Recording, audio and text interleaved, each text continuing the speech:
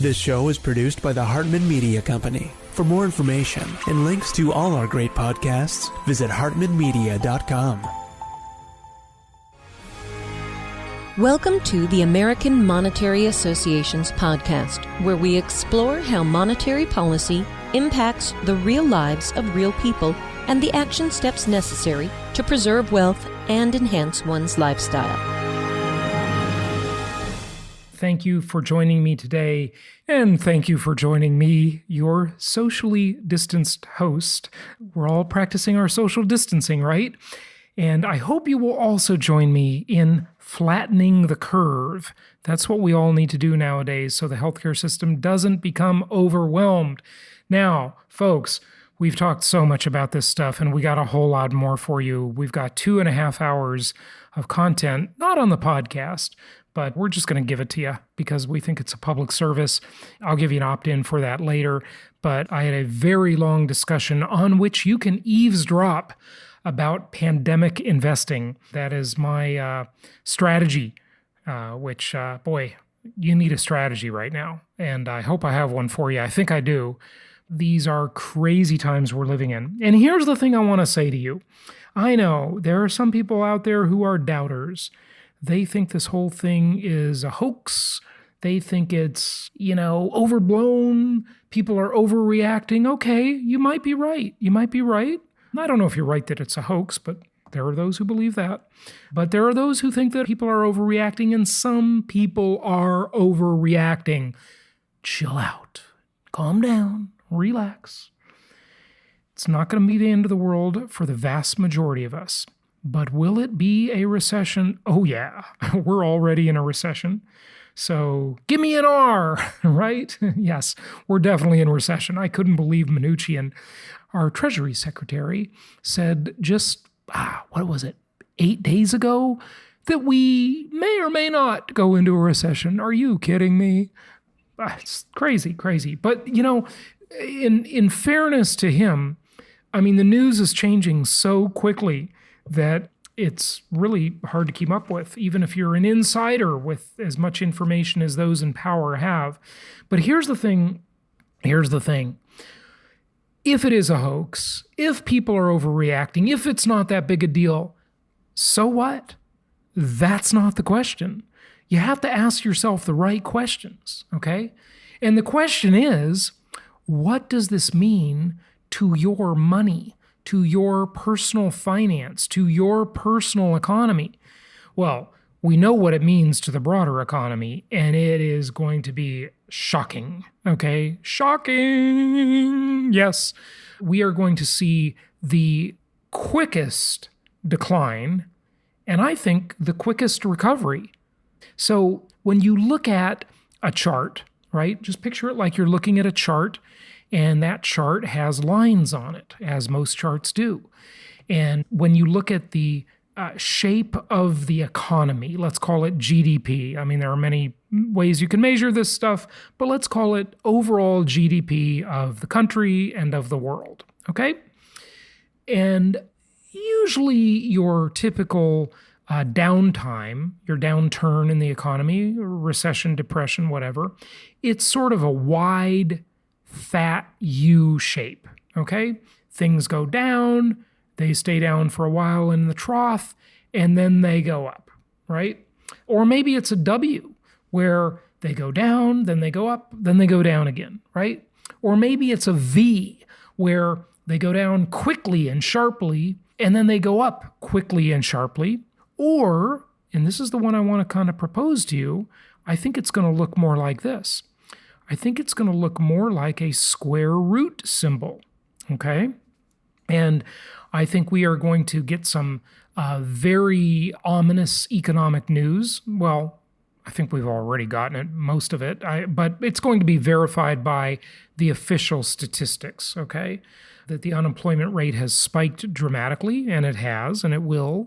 The stats will back that up. The official stats aren't here yet, but they will be very shortly. And it's going to be a shocker. But this is so much different than other recessionary times because this one is a self-imposed recession by proclamation, okay? It is one that not only the United States, but the entire world decided to go into. And I want you to remember that economics is a relative game.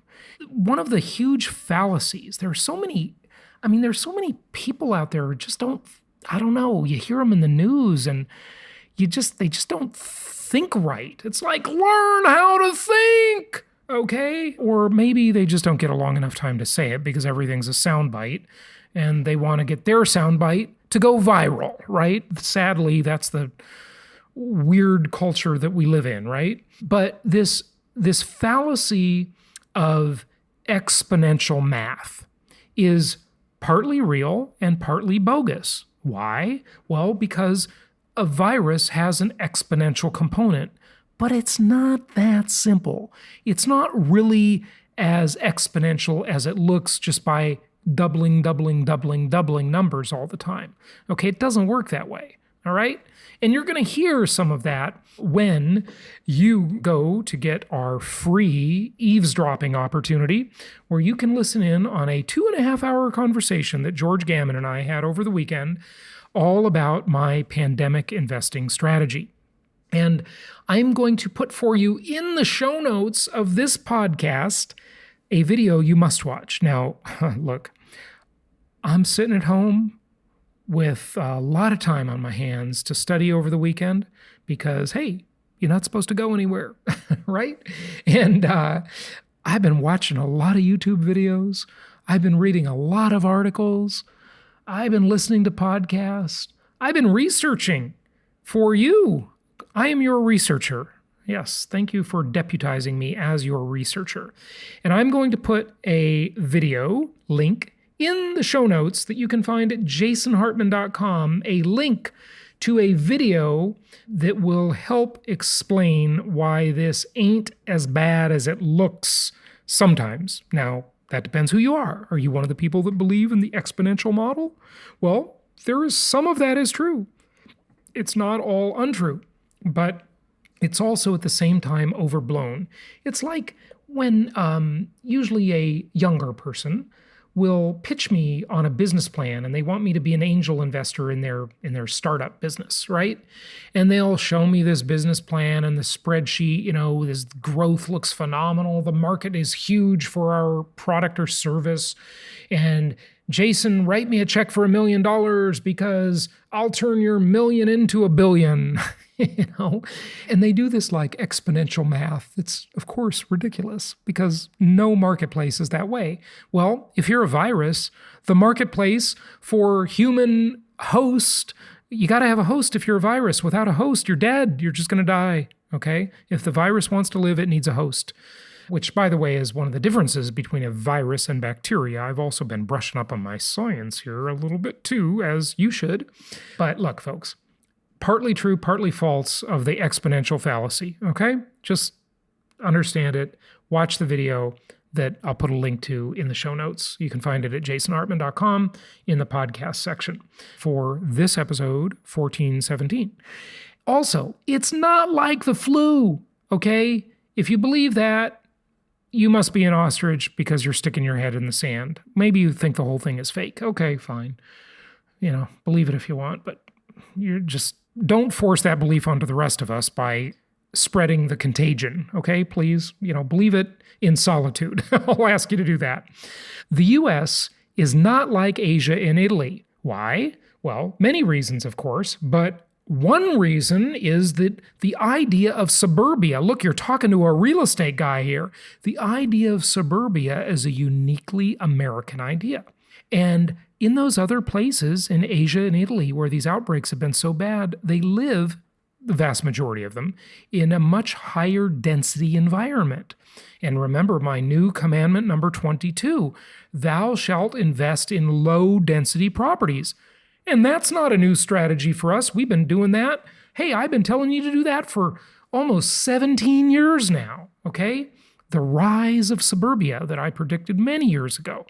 Commandment number 22. So if you've been following our plan, I think you are going to see a huge migration toward the types of properties we've been recommending and continue to recommend to you, the types of properties that you can find at jasonhartman.com/properties. Mike Norman, one of our prior podcast guests, the modern monetary theory guy, he posted on Facebook, Naresh sent it to me, that he is moving out of New York City. He's fed up with living there. Once this thing blows over, he's getting out. And he's going to go live in a lower density environment. And I think there will be millions of people that think that way. And guess what? A lot of them are going to drive up the value of your properties, and they're going to drive up the price of your monthly rental income. Good for you. Congratulations, investor. Okay, that's one big fallacy. The other big fallacy is about debt. We are going to see Stimulus Maximus. This will be the biggest money printing extravaganza in world history, not just by the US, but by all countries. Okay? We are going to create so much stimulus and pump it into the system like you cannot even comprehend. And, we're already seeing some of that, but wait, there's more, as they say. Here's the fallacy. Everybody has been talking for decades about how the debt level is too high. We can't sustain this much debt. The Federal Reserve can't have this big a balance sheet. The government can't have this big a deficit. The government can't have this much debt. And also, the government can't have this much of an obligation in terms of unfunded mandates coming at us the next 15 years. Oh, wait, I think you heard me say that one. Yeah, I'll admit it. Yes, I did say that. Now, I didn't say they couldn't have it, but I said they couldn't have it without, what's my favorite word, listeners? Inflation. Yes, they couldn't have it without inflation. And I still believe that. So if you thought government spending was crazy before, fasten your seatbelt, because you ain't seen nothing like this. You didn't see this during the Great Recession. This is all new territory. And what's that debt going to do? Well, number one, who knows when it's unsustainable? Who has the answer to that? Because we've never been there before, okay? We've never been there before. And as I said on that interview on my Holistic Survival show, which, by the way, you might want to be listening to nowadays, that's a show about protecting the people, places, and profits you care about in uncertain times. Times suddenly became rather uncertain, didn't they? Well, that's a show where I interviewed preppers, and I did that for many, many years. It's got about 250 plus episodes. HolisticSurvival.com or any podcast platform. Just type in Jason Hartman Holistic Survival. You'll find it. And check that show out. That can help you be prepared more on the practical end and somewhat on the economic end. But this show will help you on the financial end the most. But the question is, how much debt is too much debt? Answer, nobody knows. Just like the Berkeley professor who was saying the world's overpopulated, the world's going to end, global warming, climate change, oh my God, it's over. Okay, well, so you think 7 billion people are too much. Well, let me just show you this Time magazine cover from the 60s. Yeah, somewhere in the 60s, I think it was 1962 maybe, where they're talking about how the population explosion is overwhelming the Earth's resources. Let me take you back to 1798 and have a conversation with Mr. Malthus, Malthusian economics, who said, we were going to run out of food. Well, clearly that didn't happen. And peak oil didn't happen. Guess what? How do you know how many people the Earth can support? I know a lot of people do think we have a population explosion and there's too many people. Okay, fine. But how do you know how many people is the right number?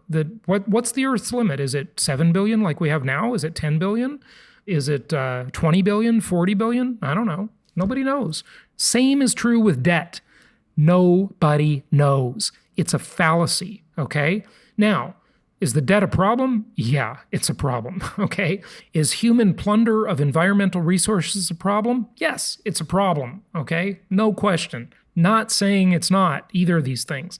I'm just saying that nobody knows the answer as to how much is too much. That's it, okay? As far as Italy goes, just tragic stories coming out of Italy. And I ask you, all of you listening knew that when Brexit came around, I was very much in favor of Brexit and still am, by the way. Many people disagreed with me. And I ask, the EU, they're great at collecting taxes.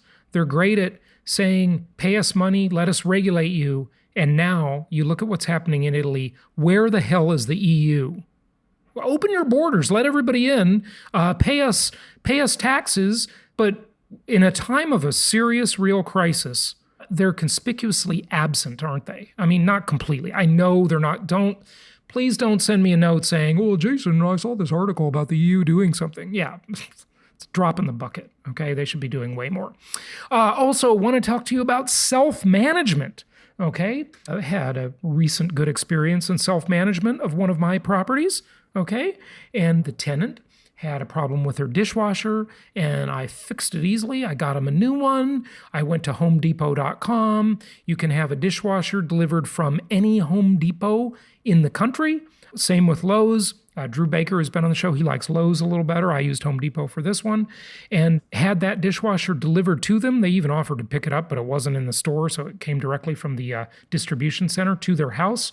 And my tenants installed it themselves and just love it. They're super happy. So there you go. I bet if I had a property manager, that whole ordeal would have been a lot more expensive. And it was so easy. It was so easy just to go pick out the dishwasher for them.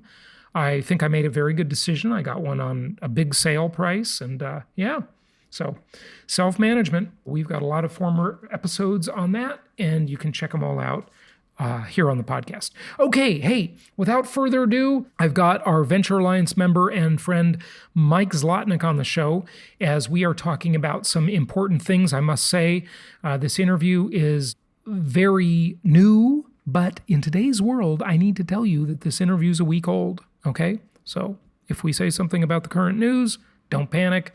It's only a week old, okay? The news cycle is changing so many times a day now that it's just impossible to keep up.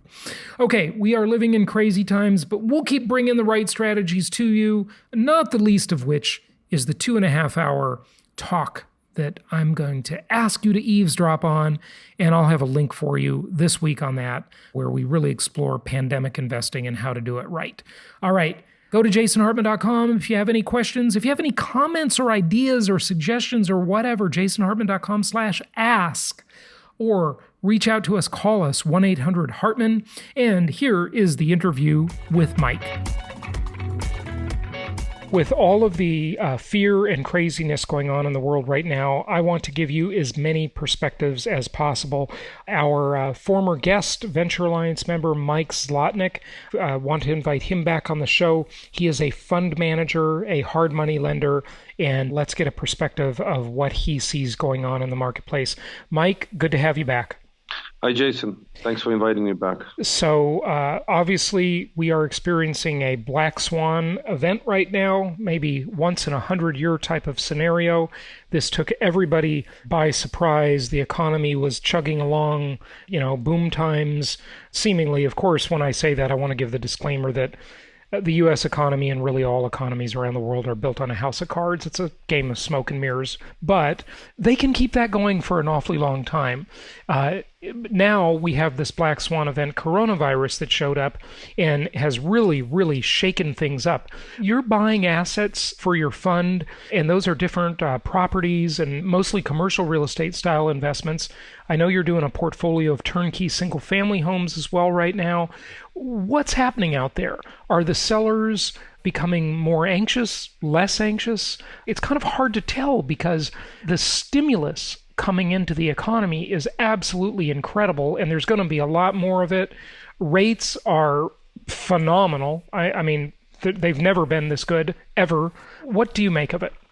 So, number one, we need more time as the last couple of weeks have been sort of brutal for the stock market, and it's a massive shock. And all the shutdown that's taken place, people need time to react and to adjust. So we suddenly went from 50 miles an hour into a massive recession overnight. Well, I think we were going about 90 miles an hour, actually, but go ahead. Yeah. let's just say 90 miles an hour. Now we've stalled and kind of rolling backwards. So certainly the government is going to try to stabilize things as well as it can. As a fund manager, my job is not to predict the future, but prepare for the good, the bad, and the ugly scenarios. So we are certainly very opportunistic now. We're looking at what investments we have in the portfolio and what can be at risk. And the big question, what we can do and something that we cannot do anything about, what we can impact and what we cannot impact. Yeah, it's like the prayer of St. Francis, give me the ability to change what I can, and I don't know, I can't remember it, but the wisdom to know the difference, right? Yeah. Go ahead. So we're doing that, but we are certainly acquiring new assets. There seems to be more, well, it hasn't kicked in yet, but distress is already happening. So we're looking for opportunistic situations where the assets are great. Specifically, we're investing in a portfolio of turnkey rentals.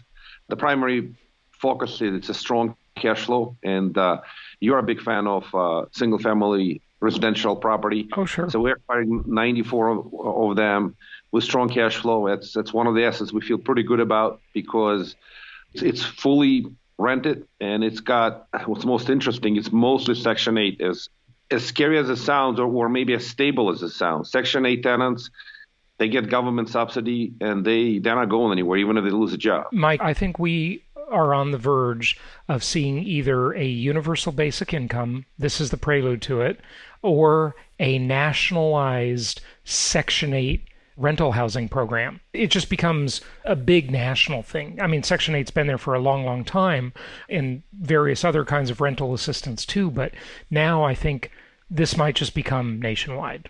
We'll see. Yeah, that is an interesting theory as part of the stimulus that the government is working on right now. They may try to do something like that. So it's almost like you mentioned, universal income or universal housing voucher or something to support, especially if the economy goes into a massive recession quickly. Mm-hmm. So I do agree with you.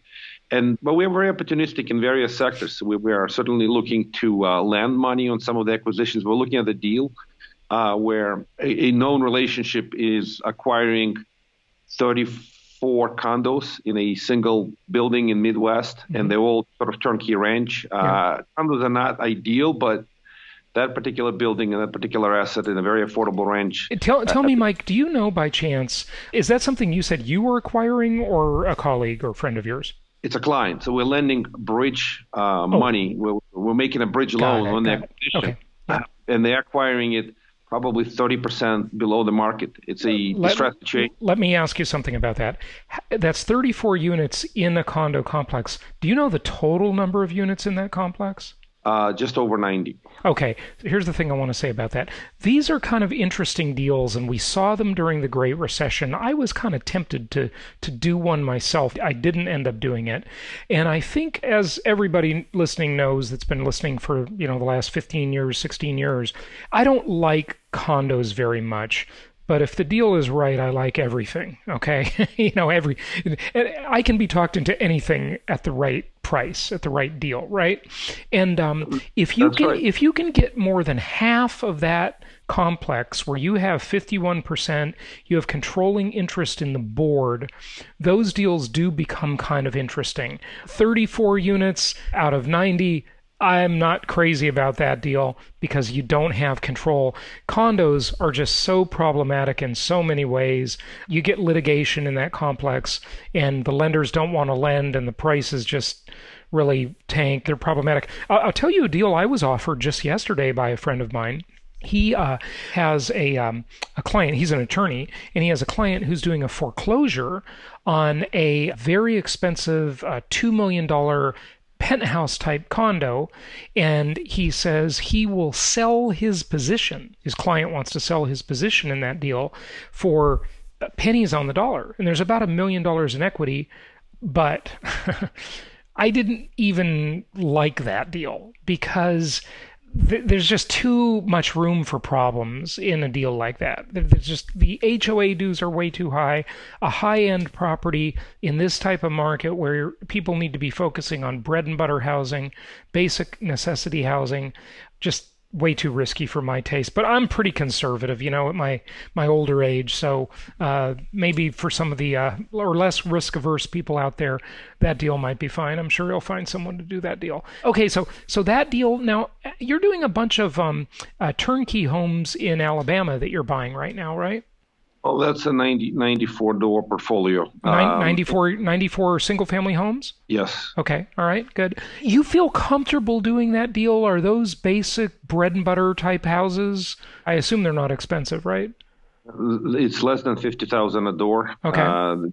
Acquired at probably 20% discount to the fair market value if you sell one off, one at a time.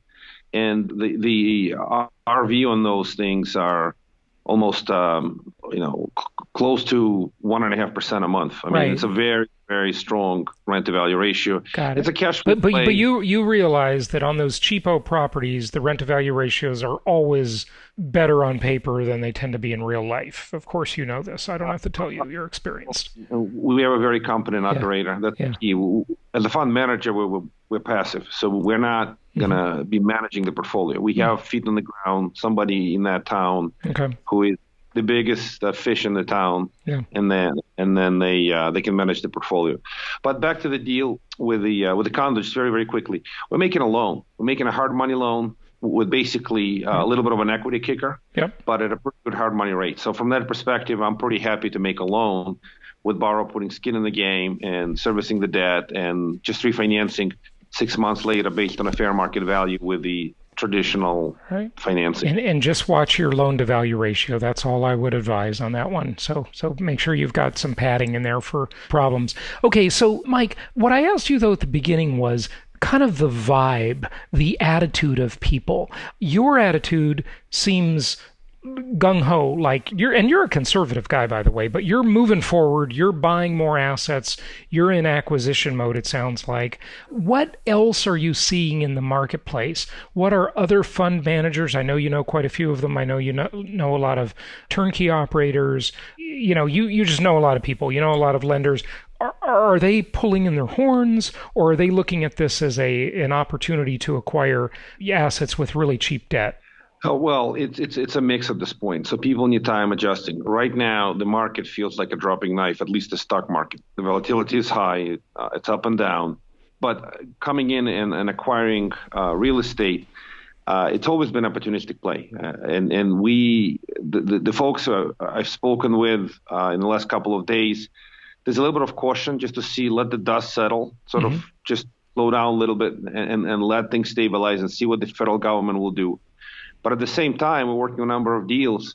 And if they're good deals, why should we disengage and just sit on our hands and wait? So it's most people I know are still running their businesses. They are moving forward. They're looking for opportunities. In fact, now the opportunities could improve and accelerate as distress increases. Distress sellers, I think I mentioned to you, we're looking at a couple of deals commercial deals where we could step in and acquire a piece of the equity from an existing LP because they are distressed, but the project itself. And when you say LP, you mean limited partner? Yes, limited partner. So let's just explain what's going on there, okay? So many times in these illiquid alternative investment real estate deals where someone is syndicating a deal, there will be a bunch of limited partners and there's no market for their share. It's illiquid. So what Mike is saying is that he finds some of them out there that want to exit the deal but can't because they need to exit together and there's no market for those shares. So you can buy them, those limited partner shares, at a big discount, right? That's exactly correct. Okay, yeah, I just got to give the context for people. It's sort of let's just call it short sale of an equity in the deal. So it's fascinating, and these opportunities will accelerate. That's one of the drawbacks. Investing in these syndications is lack of liquidity when you need to exit if the sponsor is not ready to exit. Yeah. But there's no formal market for them, and it does require consent of the sponsor or the issuer.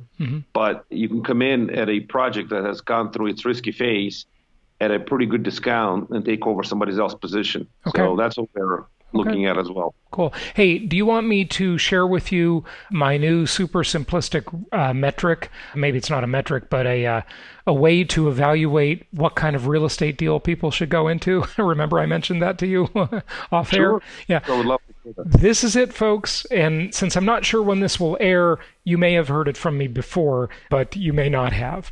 So I have a new way to vet a real estate deal.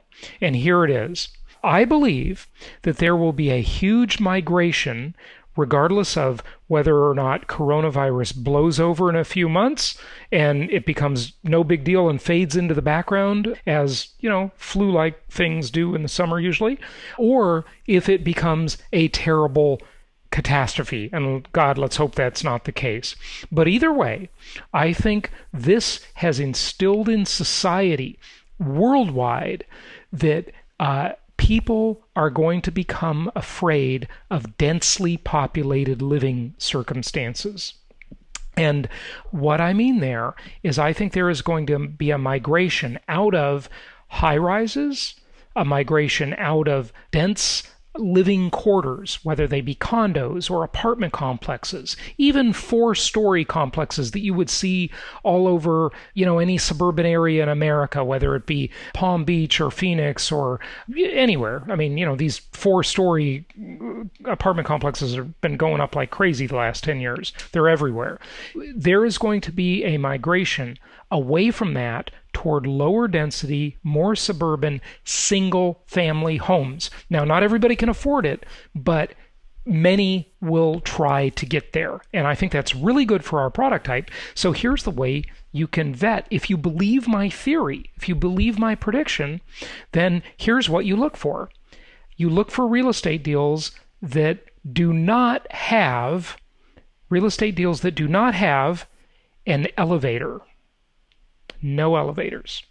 They say the elevator business has its ups and downs. Well, I think it's going into a down cycle. There it is. What do you think? That's a fascinating theory. I always try to keep it really simple. No elevator. It's easy to know if you have one or not. You don't need an analyst to figure that out. Yeah, for sure. With the coronavirus, it's the social gatherings and anything to do with people interacting with each other in person is a little bit at a stress point. And the dangerous place that people catch diseases in elevators. Elevators are a super dangerous spot. Yeah. The elevator button, in fact, is one of the germiest things in the world. Okay. The button itself, but being in that elevator means you are in a high-density living environment, not to mention, of course, you're sharing the air with people, might be coughing and sneezing in that elevator as well. But go ahead. Yeah, that's an interesting theory. The phenomenon is not new. Plenty of the new developments and projects that build up to whatever the city and the state you're in, like in New York where I live. Yeah. 3 floors and below, actually 4 floors and below don't it's require usually 4 because and usually the reason is the construction costs escalate dramatically when you go above 4 stories. You have to do a whole different kind of construction. So that's the reason. But even a 4-story apartment complex has an elevator almost always. There's a few of them out there that don't, but anything dense, I think, is going to be less desirable. And I think this is going to, the other thing is the telecommuting aspect that is going to become more and more popular, acceptable, promoted, whatever. Good stuff. That's right. That's just a quick comment on the telecommuting. Well, coronavirus just reset the whole industry. It basically created massive boom for companies like Zoom and other telecommuting companies. Right. But now Zoom is massively overpriced. I mean, it would have to go a long way to make up for the massive overpricing speculation in Zoom stock. So I'm not advocating Zoom stock. I'm just saying the pattern has shifted instantly, almost instantly. Right. Has shifted to some level of telecommuting. Absolutely.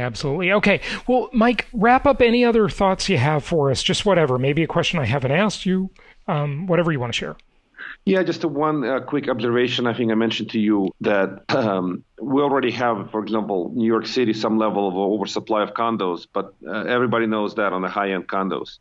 But what is less known is the office space. Every condo building is built, medical office space, and there is an oversupply of those. And there's going to be some level of reset, and it's almost necessary for the economy to reset. If it doesn't reset, it just continues to blow the balloon bigger and bigger and bigger. So the resets are good; they are necessary, and we should not be fearful of this. We should basically stay calm and wash our hands and look for opportunities to continue investing in real estate. From my perspective, this is a good thing. As much as it's terrible for the country, and health concerns are certainly something that we all take dear to our heart, and there's so many friends and family get affected.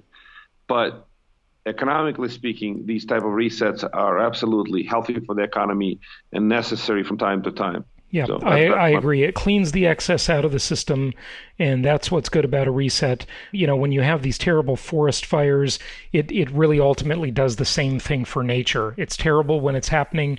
There is all kinds of things about what it does for the soil and so forth. So, and Joseph Schumpeter, the economist, would say creative destruction. Well, these kinds of events force that upon us. So they're definitely unpleasant at the time, but overall, there is a case that they are needed. I agree with you.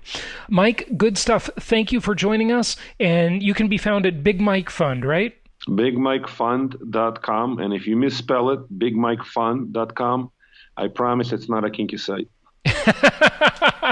That's funny. And that's not fun, it's fund, F-U-N-D, right? Yeah. Got it. BigMikeFund.com, but BigMikeFund.com will URL forward you to a nice kinky site. I'm just kidding. It'll URL forward to the BigMikeFund.com. Okay, Mike. Hey, thanks, and be safe. Thank you so much for listening. Please be sure to subscribe so that you don't miss any episodes. Be sure to check out the show's specific website and our general website, hartmanmedia.com, for appropriate disclaimers and terms of service. Remember that guest opinions are their own, and if you require specific legal or tax advice or advice in any other specialized area, please consult an appropriate professional. And we also very much appreciate you reviewing the show.